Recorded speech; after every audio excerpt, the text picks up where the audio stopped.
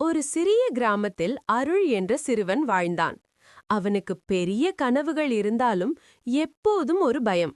நான் முடிப்பேனா என்ற சந்தேகம்.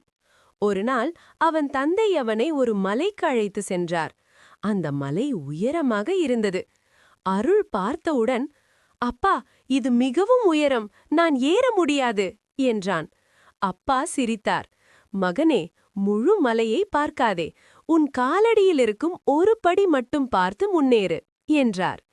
அருள் மெதுவாக ஒரு படி எடுத்தான். பிறகு இன்னொரு படி.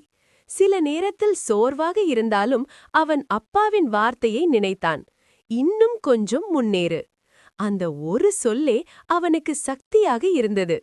நேரம் கடந்து அவன் திடீரென கவனித்தான். அவன் மலையின் உச்சியை அடைந்து விட்டான். அருள் மகிழ்ச்சியுடன் சொன்னான், அப்பா, நான் முடிச்சிட்டேன். அப்பா மெதுவாக பதிலளித்தார், நீ ஒரு பெரிய காரியம் செய்யவில்லை. நீ சின்ன சின்ன படிகளை விடாமல் எடுத்தாய். அதுவே உன்னை வெற்றிக்கு கொண்டு சென்றது.